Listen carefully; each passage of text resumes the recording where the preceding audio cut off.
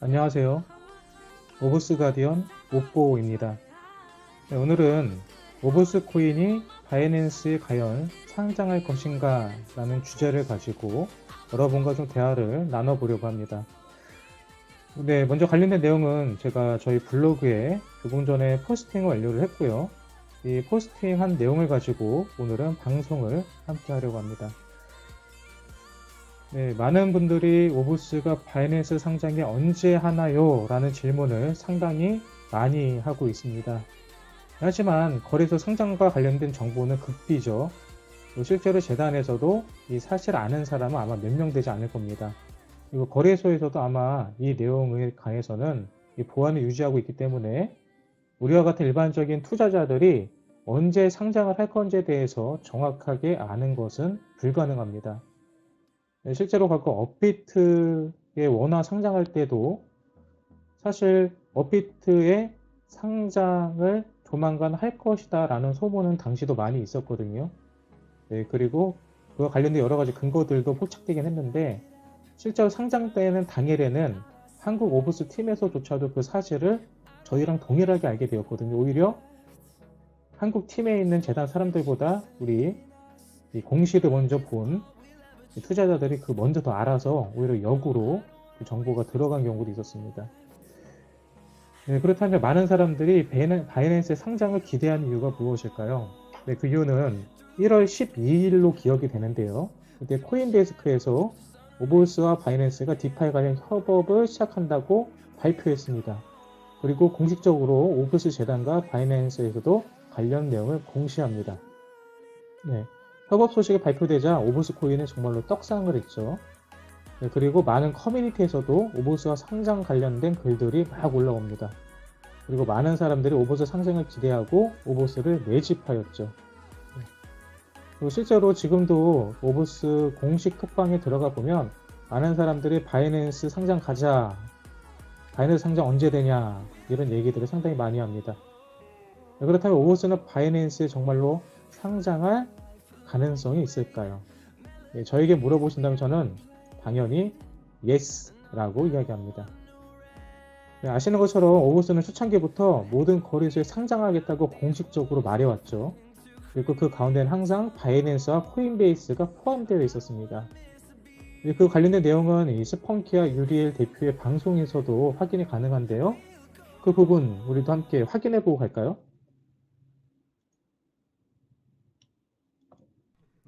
와이프한테 방송 보라고 말할 걸 하면서 후회하고 있어요. 한 와이프랑 얘기할 일이 거의 없어가지고.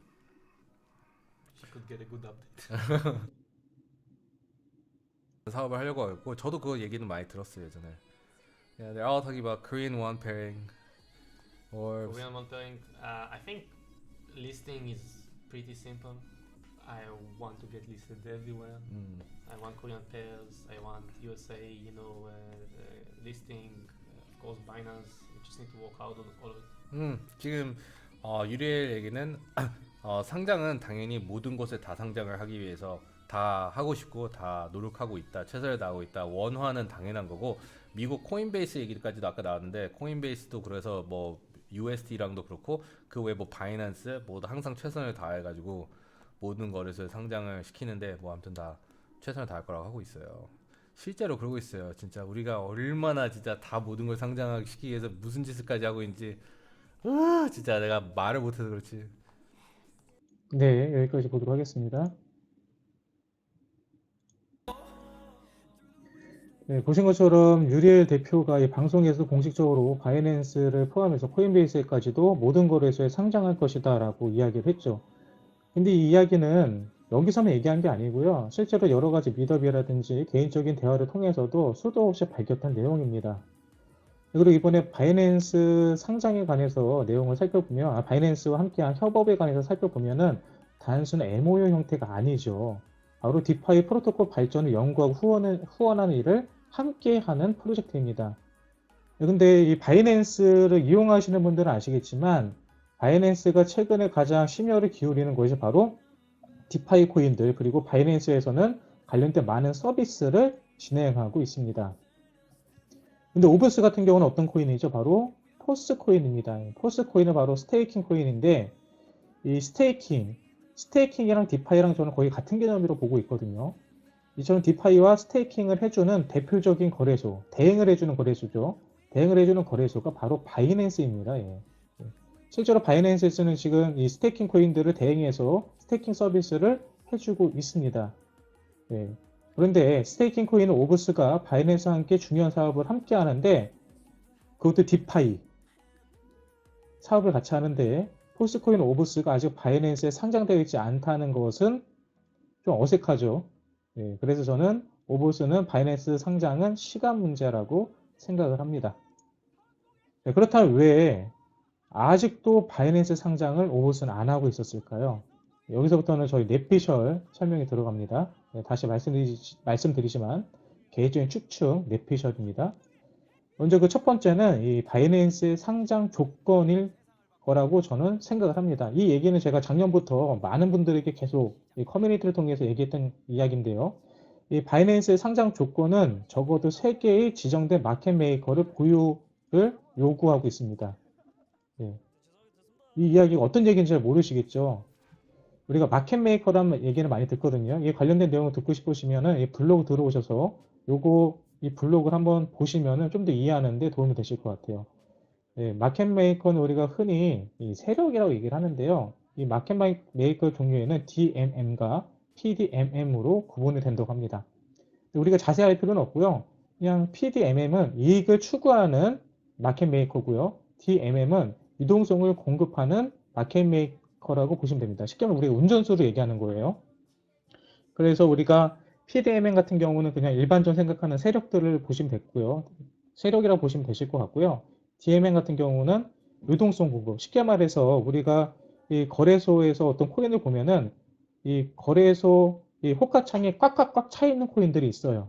네, 이렇게 꽉꽉꽉 차 있는 코인들은 이 DMM, 이 지정 마켓 메이커가 유동성을 공급하고 있다라고 보시면 되시고요. 네, 만약에 호가창이 텅텅텅 비어 있다라고 하면은 이 마켓 메이커가 없다라고 보시면 됩니다. 근데 이 바이낸스에서는 PDMM을 요구하는 것이 아니라 바로 유동성을 공급하는 업체를 3개 이상을 보유하고 사용할 것을 권고합니다. 이게 하나의 상장 조건이라고 하거든요. 그럼 오브스 같은 경우는 실제로 이 지정 메이커를 사용을 하고 있을까요? 네, 현재로서는 공식적으로는 사용하고 있지 않습니다.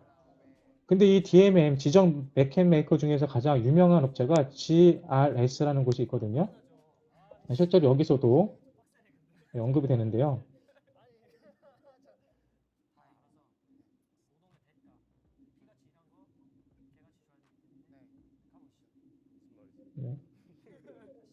실제로 보시는 것처럼 이 지정 메이커가 없으면 여기처럼 호가창이 텅텅텅 비어 있는데 실제로 이 지정 메이커를 사용하면 여기 보시는 것처럼 호가창이 꽉꽉꽉 차 있는 결과를 만들어냅니다.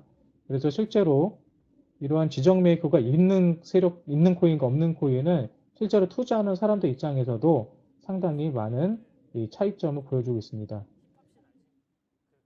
네. 이 관련된 내용에서 아까 제가 확인을 했는데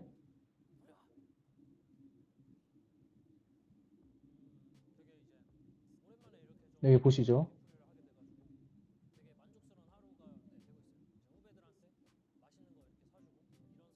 예를 들어 바이낸스처럼 세계에 지정된 마켓 메이커 보유를 상장 전제 조건으로 요구하고 있습니다. 라고 되어 있죠.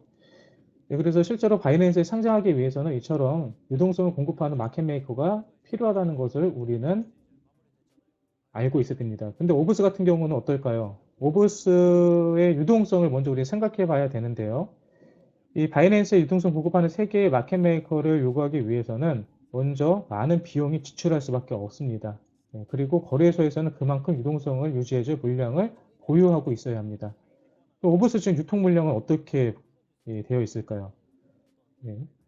이 오브스 이 자료를 보면 현재 거래소에 11억 개가 보유되어 있는데요. 그 중에서 한 7억 개에서 8억 개가 업비트에 있고요. 한 3억 개 정도가 빗썸에 있습니다. 쉽게 말해서 오브스에 대한 모든 대부분의 물량 자체를 거래량이 아니라 물량 자체를 업비트와 빗썸에서 나누어 가지고 있다라고 보시면 됩니다. 일단 오브스의 총 유통 물량이 몇 개죠? 23억 개 정도 되죠. 23억 개 정도 중에 10억 개가 스테이킹 중이고 그 중에 13억 개가 유통 물량인데 그 중에서 11억 개가 11억 개가 거래소에 있다는 것을 보았을 때 바이낸스에서 만약에 오브스를 상장시키고 유통량을 만들기 위해서는 그만큼 많은 매집 기간이 필요하다는 것을 볼 수 있습니다. 실제로 바이낸스에 상장을 했을 때, 협업 발표가 났을 때 오브스 가격이 그때 1월 10일 날 기준으로 15.7원 정도 했거든요. 네, 그래서 그때 오브스를 가지고 있던 많은 홀더들은 한 15원에서 16원까지 올라갔을 때 이 가격도 당시 높은 가격이었지만 앞으로 바이낸스 상장을 우리가 염두에 둔다면 바이낸스에서 매집을 해야 될 것이고 가격이 큰 폭으로 상승할 것이다라고 생각을 했습니다. 그리고 실제로 두 달이 지난 지금 오브스의 가격은 55원에서 56원을 유지해주고 있죠. 엄청난 상승이라고 볼 수 있습니다. 그리고 이제 두 번째, 바이낸스에 당장 상장하지 못하고 있는 이유가 있거든요. 그 이유는 바로 이 김치 코인이기 때문에 그렇습니다. 지금 업비트에 보면은 엄청난 자발트들의 펌핑이 일어나고 있죠. 이러한 펌핑이 왜 일어나고 있을까요? 네. 이러한 펌핑을 보면 이 김치 코인들의 펌핑이 일어나는데 이 김치 코인이란 바로 해외 거래소가 아닌 국내 거래소에서 대부분 거래가 일어나는 코인을 말합니다. 그리고 이 김치 코인들은 여러 거래소에 상장되어 있지 않기 때문에 가격 관리가 매우 쉽고 또 많은 비용을 사용하지 않아도 쉽게 펌핑시킬 수 있다는 장점을 가지고 있습니다. 그렇다면 대표적인 김치 코인들을 좀 살펴볼까요? 아래 지금 제가 정리해 놓은 곳은 실제로 업비트에 지금 상장되어 있는 코인들 중에서 업비트가 전체 유통 물량 중에 얼마 정도를 가지고 있는지를 보여주고 있는 겁니다. 보면은 100% 이상 가지고 있는 코인들이 업비트가 가지고 있는 코인들이 많죠. 뭐 스팀 달러, 디마켓, 에브리데리아, 뭐 최근에 오브스에서 막 엄청나게 펌핑을 했던 코인들, 뭐 리프로디움, 뭐 이런 모든 코인들이 다 업비트에서 대부분을 보유하고 있는 코인들이죠. 쉽게 말해서 업비트 한 곳에만 상장이 되어 있기 때문에 세력들이 쉽게 장난칠 수도 있었고 쉽게 가격을 펌핑시킬 수도 있었다는 거죠. 그런데 그 가운데 오버스도 포함되어 있습니다. 오버스는 업비트의 74.5%, 비썸 17% 정도를 보유하고 있습니다. 네, 그렇습니다. 네, 저는 항상 이 재단과 거래소는 한 통속이라고 생각을 하고 있거든요. 그래서 저는 이번에 오브스 1차 가격 펌핑은 업빗에서 지금 이루어지고 있고요. 그리고 2차 펌핏은 빗썸에서 조만간 할 것이라고도 예상을 합니다. 네, 그 이유는 바로 빗썸이 오브스의 강력한 세력이라고 생각하기 때문인데요. 이거에 관련된 내용을 궁금하신다면 제 블로그 내용들 중에